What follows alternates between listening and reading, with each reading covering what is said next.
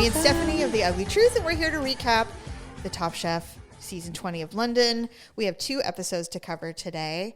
So the first episode was the one where they were sent to a fancy Verbo. Yes. To, here's the thing. And this kind of carries through to even the next episode. Way too many team challenges, number one. I agree. Although this holiday one wasn't a team challenge. No, but they were all crammed into that kitchen. One kitchen. It was funny when they came, like, oh, this is such a nice kitchen. I'm like, it's ain't going to be a nice kitchen when you're all trying to roast lamb. And then, right. But there's actually, that was a pretty smart move because he had to slow roast all night. Yep. So he didn't really have a lot to. He didn't. Right. But anyway, but I'm really starting to struggle with all these sponsored.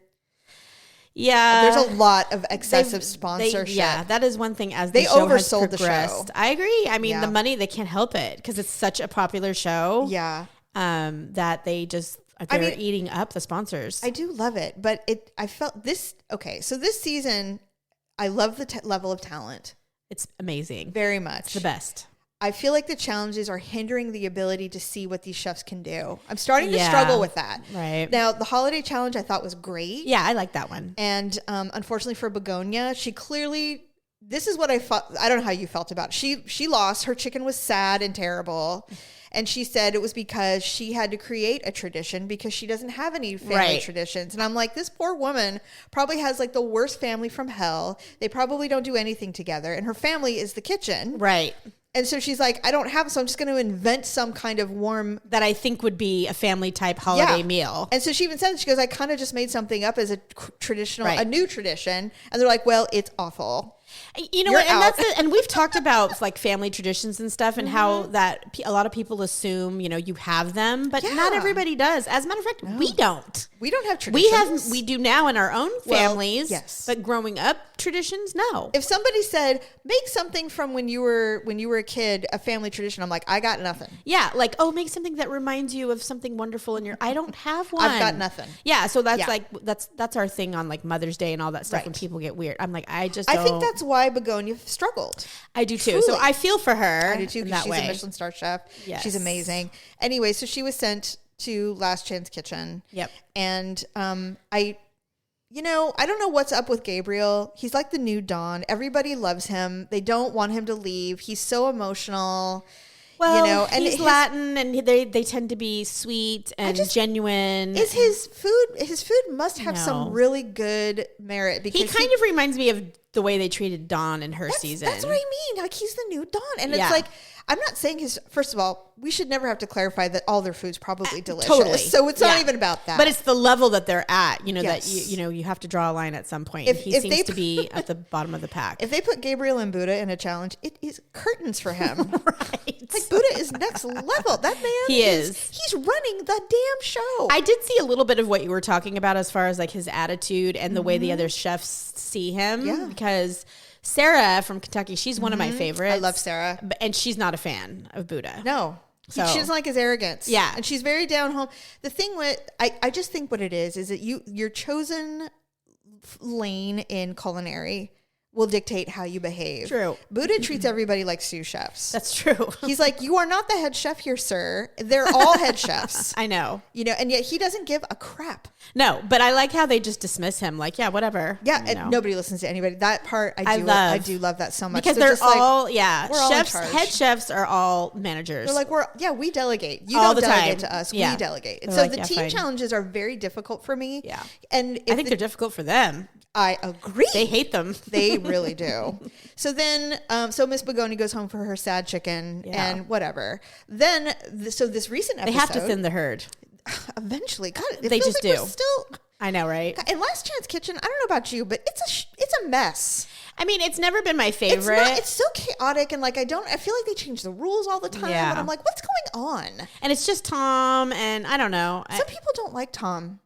Well, I mean, he's like the rest of them. He's a chef, so he's in charge. He's an accomplished chef. Were you and I talking about how he just decided on a whim to get a pastry, like to do pastry for 2 years? I did not know. So Tom goes, you know what? I want to do pastry I want to be a pastry chef. So for 2 years, he was a pastry chef, got a freaking Michelin star.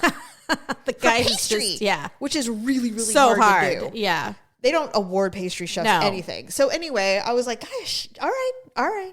Anyway, next episode. Now we're more sponsorship. We're at the, well, first of all, the Last Chance Kitchen was, I mean, I don't know if you go into the Reddit group at all, but it was Begonia and Dale. Right. And they had to compete. And they're like, we want you to do high tea and we want it to be elevated. It's got, it's very traditional here. Right. Super fancy. For London. Yep.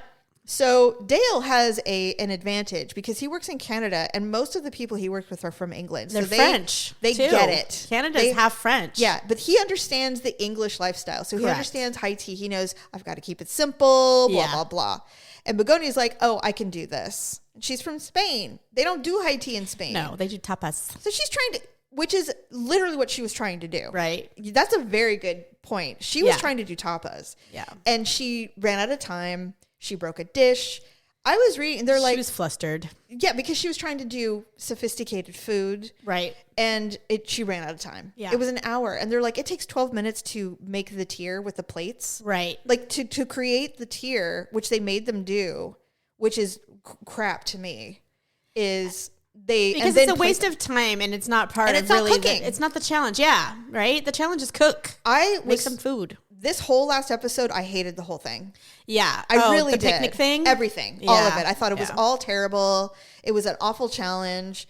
And I get that we're trying to incorporate London or England traditions. Culture. I totally get it. Yeah. But this is not conducive to what these chefs are capable of. Correct. I agree. And it's to pacify freaking sponsors, in my opinion. Right. No, you're right. You're totally right. I don't know how you felt about the show. I mean, I didn't really, I watched it because I didn't know what to expect. But ultimately it was not a very satisfying episode to me. I just felt like they're really limiting these chefs. It's like, can we just watch them cook and see what they make? Because we really don't get to see that freedom until the end. That's how the show is almost always. This is the point in the season where it kind of, they're starting to, you can really see the differences in the chefs and who's going to be strong and who's going to be a weakling. But they also like to surprise you. Like this guy, Tom, you know, who everybody was like, oh yeah, he's the one that's going to win. Tom. But after this last one, it's like, yeah, they knocked him down a couple pegs. Oh yes, they did. And I loved he's like, I deserved this. Yeah. I was glad he said that. He was like, they're like, not only did he gobble up all their budget, yeah, it was a crummy dish. And then it was bad. And they could there was caviar in this? Like, you wasted caviar, you wasted the money for yourself and for your team. Yeah, and it completely showed. And he's like, oh God. None of them did well. Yeah. And I would feel bad if I were him. He did feel bad. Yeah, because ultimately the person who got eliminated, although I foresaw her being eliminated at some point. Yeah. She's too jolly and good and happy and like, whatever. Well, and she's a little one note for me. You're right. I'm not saying, again, we have to reiterate, she's fabulous. Of course. I would eat anything she made. Yes. But I'm just saying, like, for the show, I could already see that she was probably not going to make it to the end. Yeah, I just was so disappointed in the challenge. They're like, yes, do this picnic basket. I'm like, okay, I get it. And then Buddha goes, look, we're just trying to make whatever he said, canapé or whatever he said. And everyone went, oh, yeah. And then they did it, and the whole team just sailed and just did amazing work. They did. Yeah, really good. Really fun to watch. The very end, the Last Chance Kitchen, which was an odd way to end the show, by the way. All I could think of is, because Sylvia is now the only one waiting. She's waiting for someone to come. Right. And I think they come in after 5, when there's 4 or 5 left, right? I don't know. I mean, I've never really paid attention to when they bring them back, but it's always at the end, usually when there's like almost to the finale, but not quite. Because top 3 goes to the finale, so they probably go. Well, they've changed that too. Like it used to be 2, and now it's 3. You know, so I never know if they're going to stick to one. One format. But no, just the way they ended the show, the episode, the regular Top Chef episode ended with no one being eliminated, and you had to watch the Last Chance in order to see. I just wonder if they did that because no one's watching. That's what I think. I think that Tom is really pushing for people don't necessarily watch it; they just wait to see who shows up.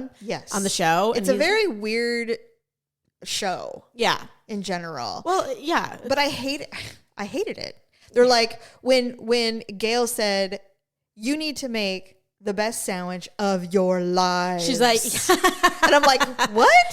She's like, you need to make a sandwich like your time on Top Chef relies on it because it does. Dun, dun, dun. Dun, dun. I know, right? That was stupid. That was a little much. I was rolling my eyes by then. I'm like, so you mean to tell me that these top level chefs from the world are going to make a freaking sandwich To and then go home? And then that's the thing, though, is like, okay, so, and Tom made a good point. He's like, what is with you guys putting everything on top? It's a sandwich. Like, one guy, Tom had microgreens on the top of his sandwich, and then she had like this one little sad little lump of crab. I know, they're like, why did you do like that? dead in the center? It was like a little pile. I'm like, what? And I was even thinking, like what is why? the point of this? Because they can't help themselves. They're like, you can't possibly want us to just make a sandwich. Right. No, they did. Yeah. And he made a steak sandwich and put some crap on top. And he's like, okay, well, the steak is really good. But it was filet mignon. Oh, God, it looked amazing. It did look amazing. But but still, and what was funny is initially he was going to try to freaking redo the tomato thing. And they're like, wow, that's a choice. I'm glad he thought better of it, honestly. Like, that would have been the kiss of death. They were overthinking. They were overthinking. He was going to make a ceviche sandwich. I'm like, really? Who's going to eat that? No one. They're going to be like, oh, this nice soggy sandwich. Soup in between some bread. I've never had soup sandwich before. And I don't want to again. God, I'm just like, God, these people are going out of their damn minds. I know. I do think Tom is very talented, but I mean, honestly. Well, again, he's a diva as well. Yes. Yeah. So I was looking at who's remaining. First of all, do we need the sob story about her wanting to have a child? Oh, the adoption person? Yes. Yeah, Nicole. I like Nicole. I do too. She's a beautiful vibe on the show. I agree. What I love is that there are a lot of the personalities who are not taking this very seriously. Probably. They're having a good time. And I don't mean they're not phoning it in. What I mean is they're enjoying their time. Yes. Nothing's flustering them. They're just like, this is fabulous. I love everyone. How am I here and doing all of this fabulousness? Well, a lot of them have said like their season in their respective countries was nothing. The production wasn't at this level. It's right? so different. So this is like VIP to them. Yeah, they're like, this is fabulous. Are you kidding me? We're being treated like celebrities. Yes. Like this is the best thing ever. This lovely hotel, Are you kidding me? Yeah. So they're soaking it in. I think like you said. I'm curious about one thing. Did you notice that they all wear black pajamas at night when they're sleeping? No. They all wear black pajamas. They're all wearing the same clothes when they're sleeping at night. And I wonder if it's just like, listen, you guys, we all know that everyone sleeps differently, but because we are going to be filming you in your rooms, we need some consistency. We need you not only to not be nude or in underwear. Well, yeah. We need you to be wearing because they've had clothes seasons like that in the past where they show up in somebody's. Well, they were all in their random, like their real, what they would really sleep in, and they just look like slobs. Exactly. And they're like, no, they don't want to be distracted. They don't want the audience distracted with that type of thing. Oh, she wears a muumuu to bed, weird, right, or whatever. The only other thing is with Celia, who I love her personality. I love her presence. I just thought she was so cute. She has like 7 barrettes in the back of her head. Oh, like why is she doing that? I don't know. Can't you just do a low pony and just be done with it instead of trying to do a high pony? I don't know. She don't got much hair anyway. A lot of the fun of the season for me is that because they're all from different places. It's amazing. In the world, right? Yes. You're getting that part of it intertwined with their cooking. So I think my overall take is this: they need to back off of the sponsored team challenges. I can't with it anymore. It's so difficult, number one. And I thought maybe they were doing team challenges because of all the personalities and they thought they're all head chefs. Maybe there'll be some fire, but there just isn't because they're just way too professional. Well, they're professional and they're really happy already. They're all champions. They don't care if they win or, I mean, they do care, but you know what I mean. But at this point, just being there is good, good enough. Second take is I think the people that are going to end up in the finale are people who knew how to play the game. They know what they're doing. Mm-hmm. And I think Buddha knows this game so well. Right? It's not even about if he cooks better. Well, he just did it. Yeah, he literally just finished. Yes. So it's been maybe a year since he filmed his season. Yeah. So I'll be curious to see who decides to downshift and start playing the game versus just making good food. Because that's not enough. Well, it's going to start getting better. I really hope this next week coming up is going to be... We need to... And you're right. They need to start cutting chefs. We need to get past it now. Right. Well, they'll eventually do a double elimination. They do those, and they're always painful to watch because somebody usually goes that you feel like wouldn't normally if it wasn't a team challenge. I just hope Gabriel doesn't keep slinking his way through. He won't. I really feel like, and I know you're a huge fan, but I'm really on the fence about Amar as well. His I food agree. has been fantastic. Oh, they but love he's his just seasoning. they do, and Yes. I'm sure it's fantastic. But he's just a little casual. I would agree with you. I don't know how seriously he's. So we'll see if he continues through. If he can hold up, then yeah. I just think that he's like taking it seriously. But if he holds up and comes through, he might get serious. Yeah, but he does live in California. Let's not be. Indeed. Yeah. All right. Well, anyway, I think that's it for me. Yeah. No, I love it. I'm really looking forward to next week. We'll talk about it again. I hope everybody has a great week. Enjoy your Top Chef. Bye.